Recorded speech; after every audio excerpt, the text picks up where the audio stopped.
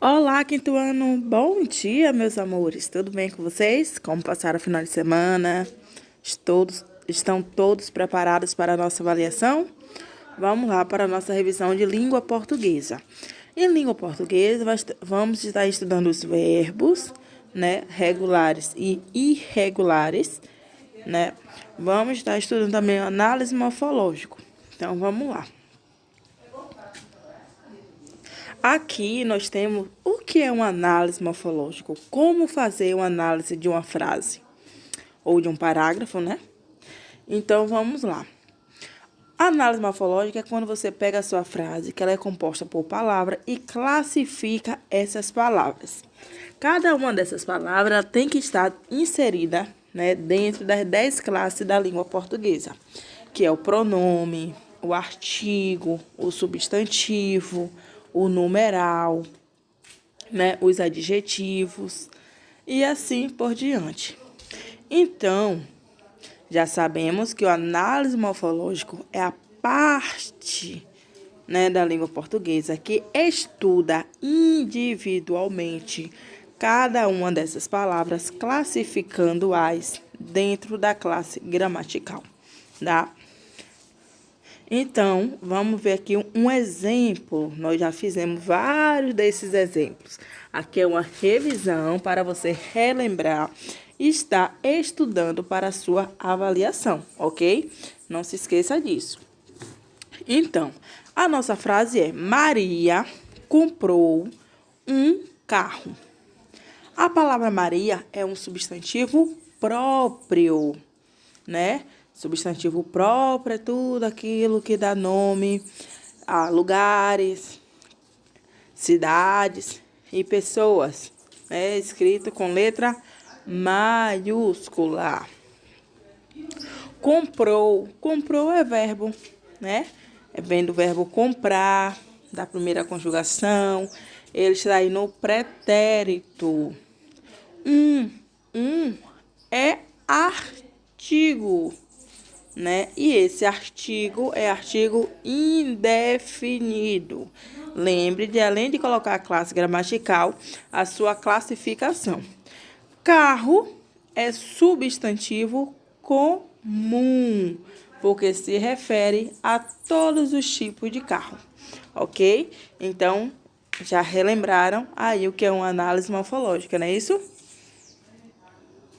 Vamos para outro exemplo.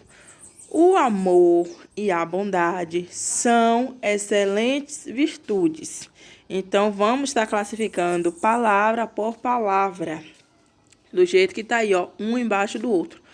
O é artigo definido, masculino, singular. Amor, substantivo abstrato, masculino, singular, porque a gente não pega o amor, a gente sente, né? Então, é um substantivo abstrato. E é uma conjunção. Essa parte vamos estar pulando, que vocês ainda não estudaram. A é artigo definido feminino no singular. Bondade é um substantivo abstrato. Feminino está no singular. São é verbo. É o verbo ser que está aí no plural, né?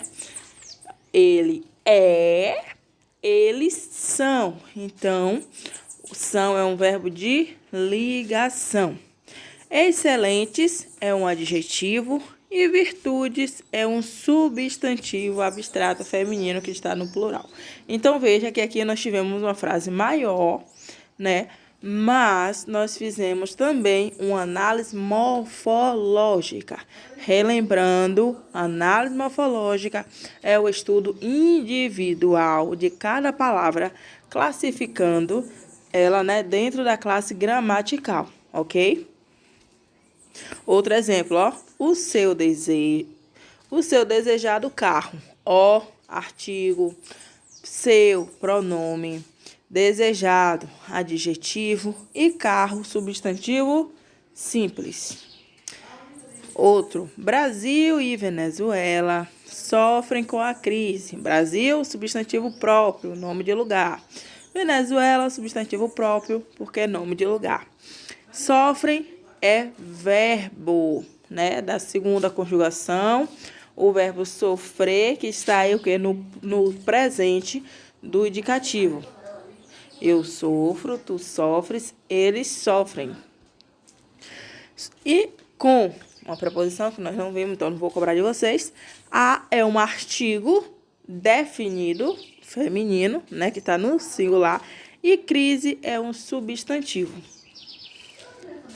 Então, agora, meus amores, vamos estar revisando também o sujeito e o predicado, né?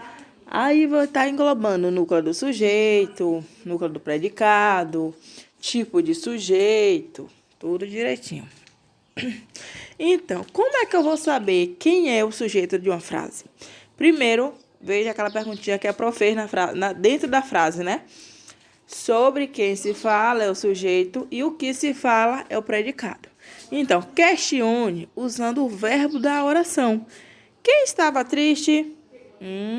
Selecione a resposta na própria frase. A menina. Então, veja. A menina estava triste. Quem é o sujeito? Quem estava triste? A menina. Então, ela é o sujeito. E o restante da frase, que é informação, é o predicado. Veja outro exemplo. O computador foi levado para o concerto. Sujeito, o computador. Foi levado para o concerto, é o predicado, que é informação sobre o computador. Vamos ver os tipos de sujeito. Vocês vão estar classificando na prova as frases, né, quanto ao sujeito. Que ele pode ser simples, quando é formado por uma única palavra, né, ou um único núcleo, que é a mesma coisa. Composto, duas palavras ou dois núcleos. Indeterminado, quando o verbo da terceira pessoa vem escondido dentro da frase. Como é que você vai descobrir esse verbo? Quando você faz a pergunta, né? Oculto, quando não aparece, né, as pessoas dentro da frase. E inexistente, quando a oração não tem sujeito, que engloba aí o fenômeno da natureza, o verbo haver e o verbo fazer, né? Então, vamos lá. A linda mulher chegou cedo. Linda é o núcleo, né? Então, logo, nós sabemos que aí só tem um único núcleo, um único sujeito. Então, é um sujeito simples, né? O menino e a menina. E, ó, menino e menina. Dois sujeitos. Então, temos dois núcleos e logo é um sujeito composto. Chegaram cedo à festa. Quem? Eles. Eles quem? Então, você não sabe quem é o sujeito. É o sujeito indeterminado. A frase não identifica. Agora, ó. Chegamos cedo à festa. Quem? Nós. Então, eu estou junto, né? Então, é um sujeito que oculto. Cheguei cedo à festa. Sujeito oculto. Choveu muito ontem. Choveu. Não é sujeito, mas ele é um fenômeno da natureza. Então, quando diz assim, ó, choveu, anoiteceu, entardeceu, clareou, todos esses verbos que são fenômeno da natureza, o sujeito, ele é inexistente, não tem sujeito na frase, ok?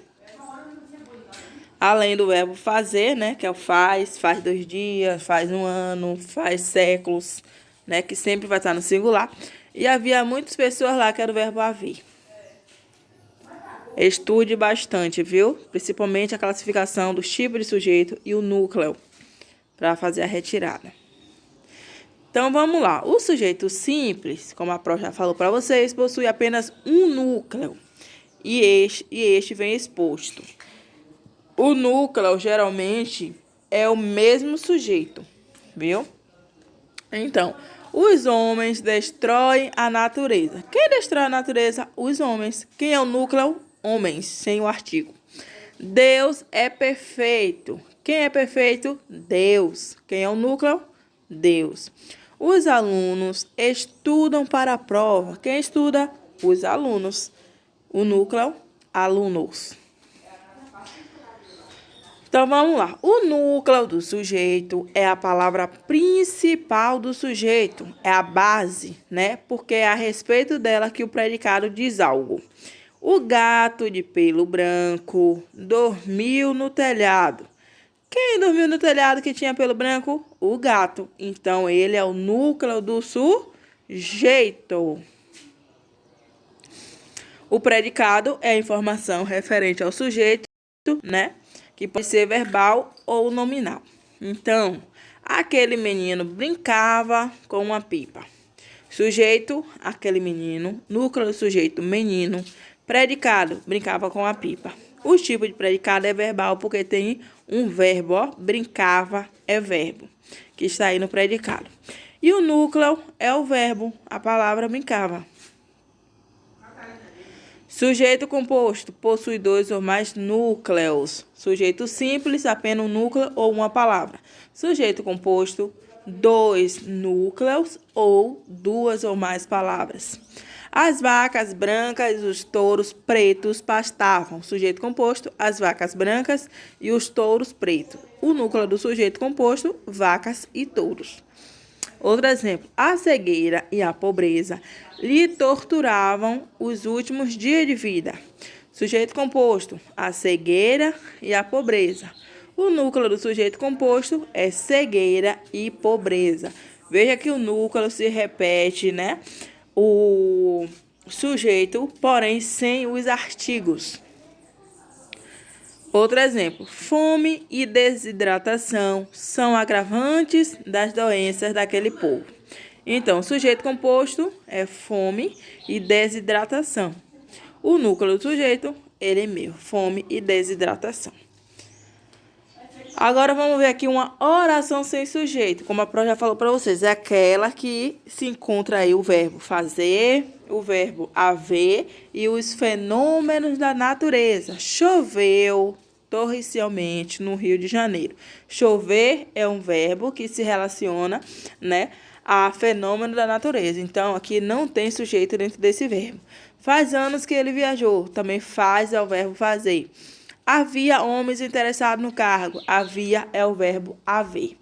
Houve muitos acidentes na BR-153. Também é o verbo haver, né? Houve, que está no pretérito. Então, veja que nessas frases, nenhuma delas tem sujeito, porque ele é uma oração sem sujeito, tá? Ou também conhecida como sujeito inexistente, que não tem, não existe.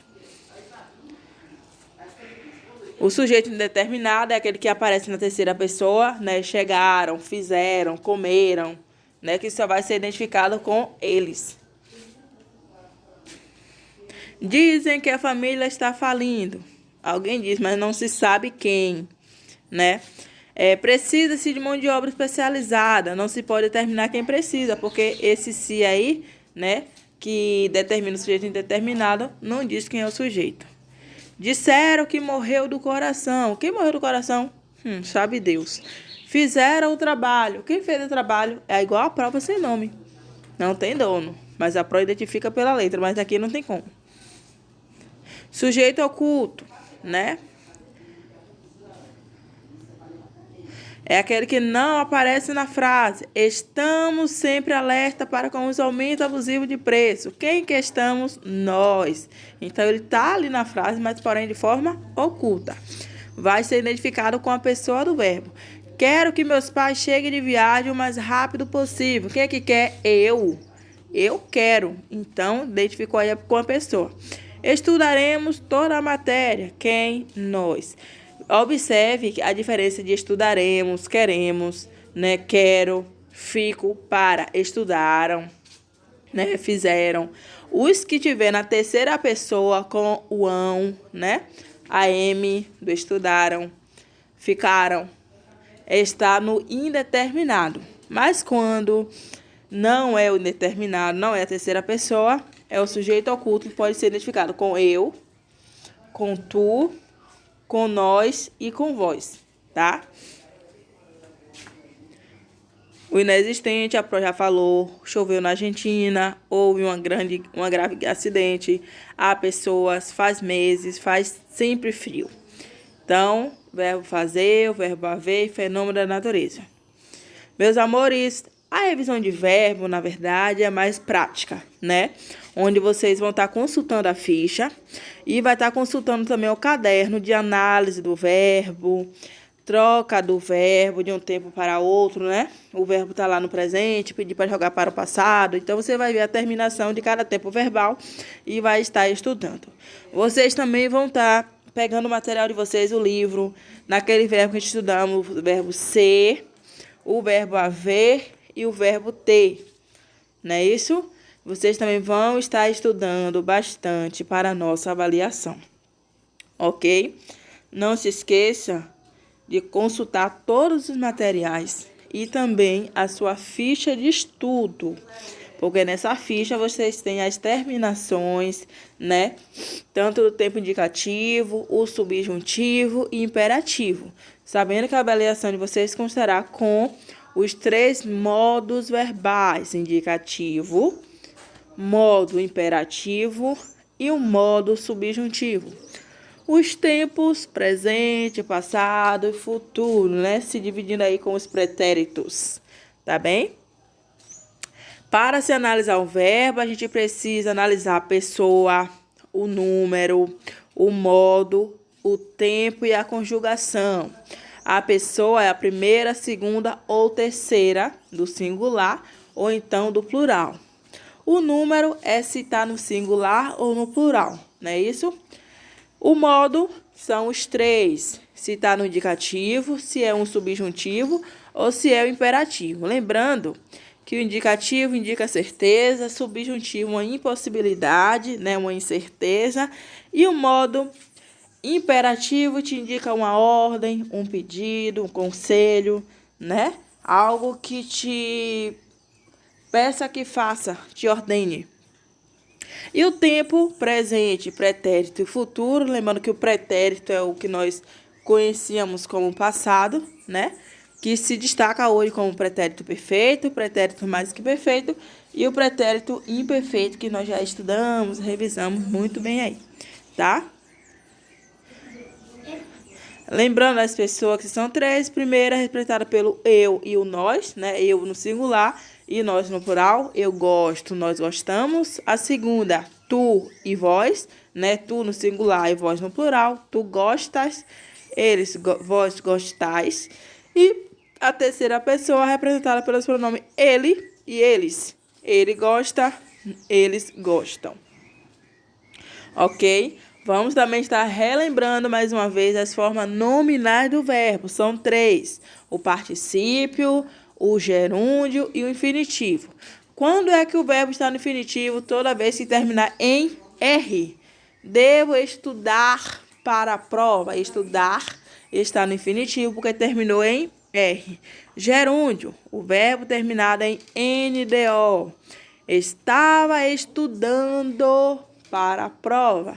Então, veja que o verbo estudar, ele já tem uma nova forma aí, o NDO, que se diz que é o quê? O gerúndio. Estudando, fazendo, comendo, sorrindo, cantando, divertindo, recebendo, né?